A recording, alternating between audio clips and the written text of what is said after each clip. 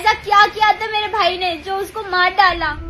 ये है सृष्टि रघुवंशी, जो पिछले कुछ हफ्तों से अपने भाई राजा रघुवंशी के लिए न्याय की आवाज बनी हुई थी, लेकिन अब यही आवाज उनके लिए मुसीबत बन गई है। दरअसल राजा रघुवंशी की बहन सृष्टि रघुवंशी के खिलाफ असम पुलिस ने धार्मिक भावनाएं भड़काने और क्षेत्रीय तनाव पैदा करने के आरोप में केस दर्ज किया है।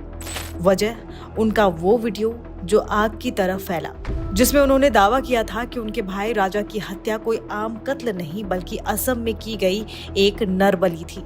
आपको याद दिला दें, इंदौर के राजा रघुवंशी अपनी पत्नी सोनम के साथ हनीमून पर मेघालय गए थे, जहां से वो रहस्यमय तरीके से लापता हो गए। बाद में उनकी लाश एक घाटी में मिली।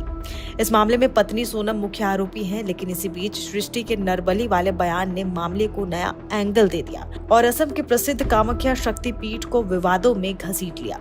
नरबली के आरोपों से कामाख्या मंदिर प्रशासन और स्थानीय लोगों की आस्था को गहरी चोट पहुंची है। मंदिर के पुजारियों ने इन दावों को सिरे से खारिज करते हुए कहा कि ऐसे बयान मंदिर की सदियों पुरानी प्रतिष्ठा को धूमिल करते हैं। मामले की तुल पकड़ते ही सृष्टि ने भावुक होकर माफी मांग ली। उन्होंने कहा कि भाई को खोने के दर्द से उन्होंने बिना सोचे समझे ये बयान दिया था और उनका मकसद किसी की भावनाओं को ठेस पहुंचाना नहीं था।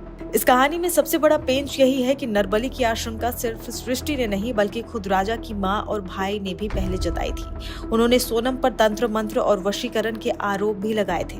एक तरफ एक परिवार का दर्द और बेटे के खोने का सदमा है, तो दूसरी तरफ एक राज्य की आस्था और सम्मान।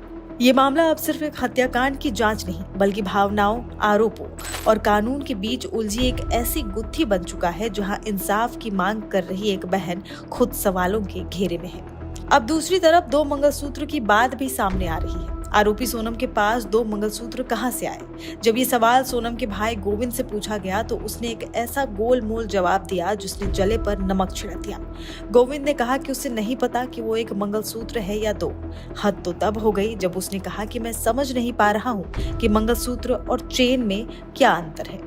गोविंद एक तरफ तो ये दावा कर रहा है कि वो हमेशा राजा के परिवार के साथ खड़ा रहेगा, लेकिन दूसरी तरफ वो अपनी कातिल बहन से मिलने की इच्छा भी जता रहा है। गोविंद के इसे दोहरे रवैये ने राजा के परिवार के गुस्से को और भड़का दिया है। उन्हें लग रहा है कि गोविंद हमदर्दी का दिखावा करके असल में अपनी बहन को बचाने की कोशिश कर रहा है।